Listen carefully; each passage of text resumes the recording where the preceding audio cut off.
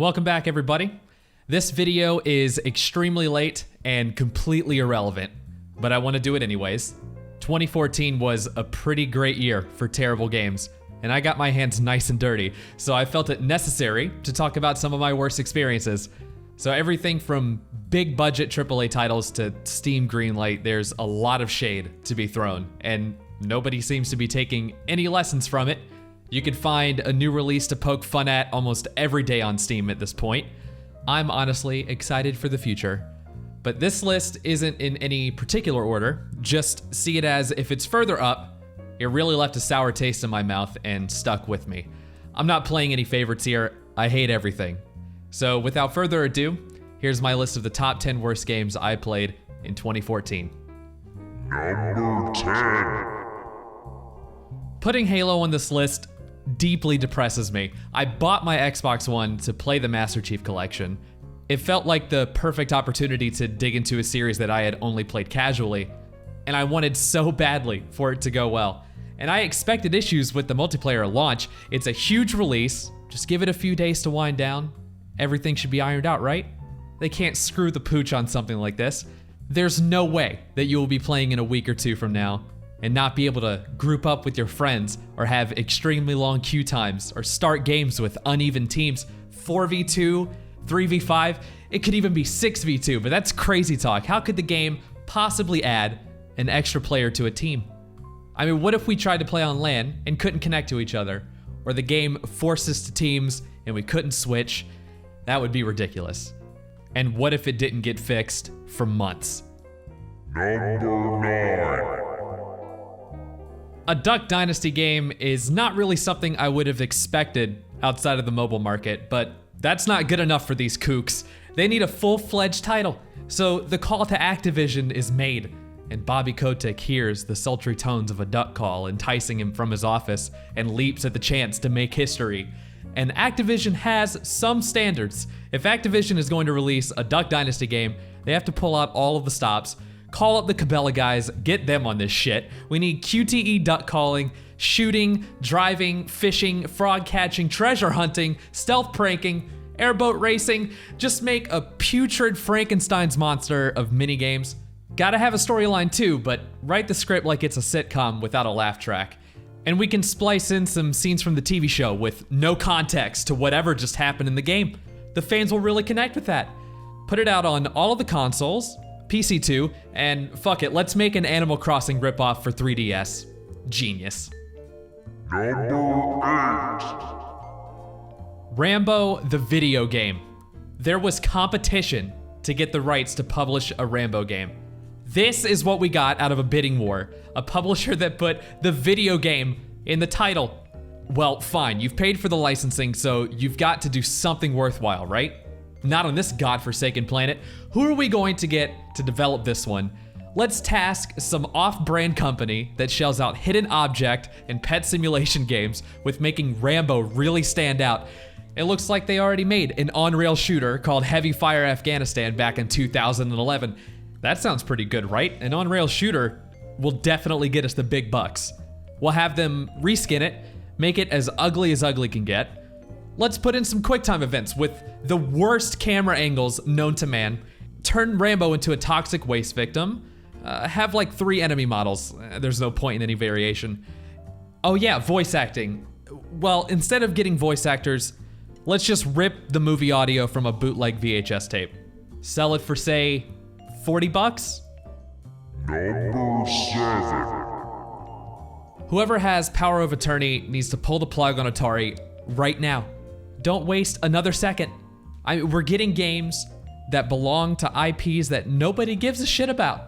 Why would anybody want a supposed remake of Haunted House? And do we really need another horror game where you walk around and read notes about a spooky house with a hard-on for locked doors? Especially one that might as well be in an alpha state, possibly earlier.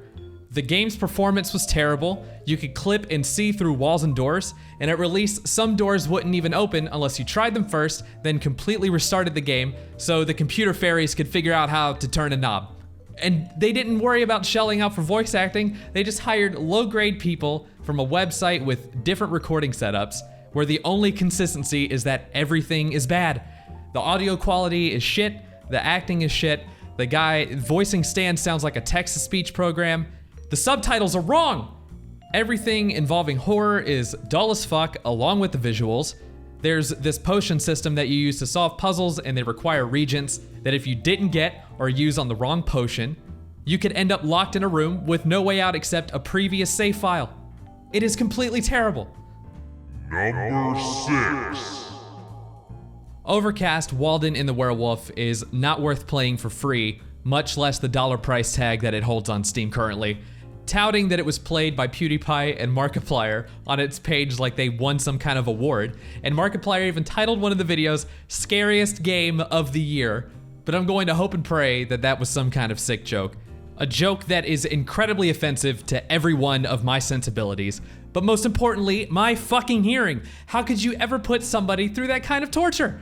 It should be illegal, because I still have nightmares of a shambling werewolf screaming in my ears and attacking me with menacing T-models, fighting back with a gun that can only shoot one goddamn bullet per year, just trekking through the longest hour and a half of my life, fending off the same jump scare every 2 minutes, a giant snake, a werewolf, swimming skeletons, spiders, brain balls, and my own better judgment, all for my character to die in the end.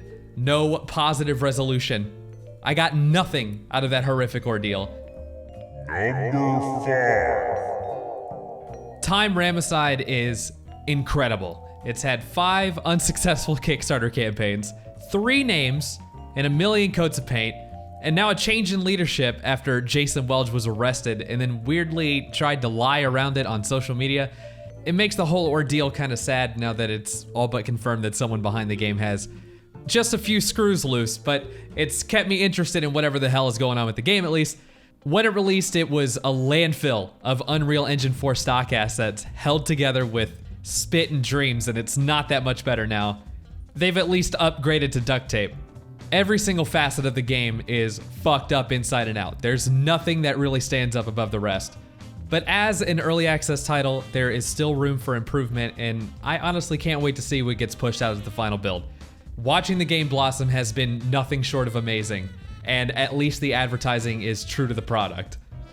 Number 4. Oh boy, the Slaughtering Grounds is completely void of anything artistic. It's just stock assets thrown together on squares of grass with awful mechanics, blood spatter images covered in artifacts thanks to top-notch Google image search and I'm going to guess MS Paint work, a 30-second looping soundtrack, and the worst interface I have ever seen. The effort here was so minimal that any self-respecting person would burn their house down to cover the evidence of its existence. But not Imminent Uprising, because they have pride in their work. And they have so much pride that they banned people from the forums for negative threads, faked positive reviews with decoy Steam accounts, and then lashed out against Jim Sterling in the most pathetic meltdown I've ever seen. It included forum posts, video responses, and they even copyright claimed Jim's video as a last-ditch effort.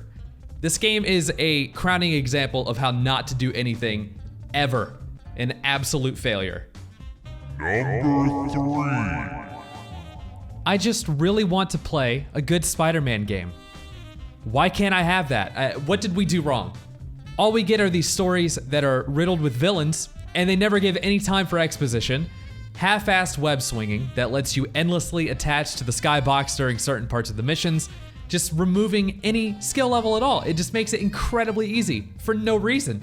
And they consistently ruin the pacing by having these random events that require you to save citizens that if you don't do, you gain a menace level, and it sends enemies after you. I'm sorry, I didn't realize that it was a crime to forget that Susie lost her doll halfway across New York City, and maybe I just thought there were more important things in the world that I should attend to at that moment. And the enemies are incredibly embarrassing. They either try to attack you in unreachable places, or they never spot you at all. And when you are fighting, the combat is nothing to write home about. It's pretty boring. But boy, the voice acting. Man, the quips and the one-liners and those "you're so fat" jokes that Peter Parker throws at Kingpin, the combination of writing and the guy who voiced Peter Parker got under my skin in a way that I did not know was possible. I mean, I don't know what has to be done in order to get an honest effort at a Spider-Man game anymore. This is what we're stuck with, just soulless releases alongside a movie. And how could you treat Uncle Ben like this? You're pissing on the man's grave, Stan Lee. Shame on you. Number 2. Sonic is dead, people, and Sega keeps the rotting corpse on tap to pack garbage onto a disc and peddle it to people who have absolutely nothing to live for. Sonic Boom is a blight on our track record as a species, and we've allowed ourselves to be judged for our complacency in its existence. It is a shell of a game made for babies, whose only purpose is to market a TV show and merchandise. It's filled with mind-numbing platforming, with no consequence and no real puzzle solving, and your character is relentlessly beating you over the head with helpful information, because Sonic Boom knows that you're stupid, and it will do everything in its power to remind you of that fact. Hit that switch, break that wall, use your electric rope thing, put the gun to your head, you know you want to do it, unless you'd rather mash one button for entire combat sections that automatically track you to enemies, and just remove any need for eyesight. And there's endless running stuff, if that helps. You can more or less leave the controller on the table and let it play itself out, but it's something, right? I don't know, this doesn't really sound like Sonic. Well, I guess you won't like the story either. Yeah, well, that's all we've got. Number 1.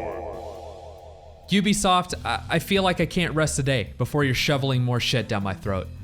All of the demos and the promises and marketing dollars, just spending so much time talking yourself up that you're still in free fall long after the podium has crumbled. But you have a stockpile of parachutes made of money, so you're gonna fall right back down to safety. It'll be okay. 11 different editions to buy a game for a brand new IP. 11 editions that include hats and masks and augmented reality cards, figurines, some grab bag of trash DLC that adds a mission or two, giving Nexus 7 tablets to press at an event, and selling up on the game's visuals that were then downgraded for a delayed release, with Ubisoft denying that they were downgraded.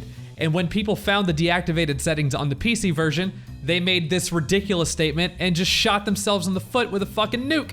All for another release now, patch it later game with radio towers. The elite hacker, Aiden Pierce, still has to lace up his boots and waltz over to a radio tower to unlock map locations. I mean, he obviously can't do it from the comfort of his secret motel room rigged up with enough equipment to be considered a fire hazard. He's got to use those resources to hack some pool attendant's bank account. But I guess we shouldn't expect much from a guy who would implicate himself in phone conversations and audio logs. Like that makes any sense. Why would a guy who thrives on needing anonymity to do bad shit leave audio logs to then listen back at his own leisure? You could just see it as a lazy way for a developer to put in context to something, but it also adds collectibles, which is extra content. Now, sadly, Aiden lives in a world without reflection, so he can't see through his own bullshit. So I'll have to speak for him. Ubisoft, you fucked up like you always fuck up. At release, the performance was terrible and shaky at best if you could even start the game thanks to Uplay. And when you could play, it was completely riddled with bugs.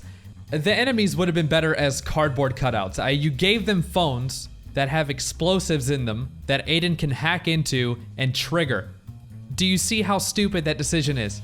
Somebody with no level of creativity was given the task of making the stealth option, so obviously they give you a one-button kill that has zero logical sense. Now, with all of that in mind, it's not far-fetched that the level design is just a little bit weird, with back alleys that have deployable cover and just happen to be a place where Aiden gets cornered by enemies. Take into account that this city does not have police boats, so Aiden obviously has some kind of political suction to where he can get these conveniences installed around the city, so he always has a reason to use that stupid goddamn hacking ability at every opportunity. And then there's the skill upgrades, which after a couple of hours, I just stopped going to the menu and applying them. Because other than things that were crafted like the frag grenades and the blackout, they were completely pointless. They didn't provide enough of a meaningful boost to anything. And the icing on the cake for me is how unlikable Aiden's character is. There's a dichotomy between everything surrounding the gameplay and the story. It just seems like a joke when you're playing the game. I mean, there's fucking billboards with memes displayed on them, for God's sake. And Aiden is so serious and so grating, and I've never felt more disdain for a main character. This game was a mess, and it was made over 5 years by 6 in-house studios with over 600 developers, and they had a pre-delay budget over $68 million. And that's without factoring in the marketing.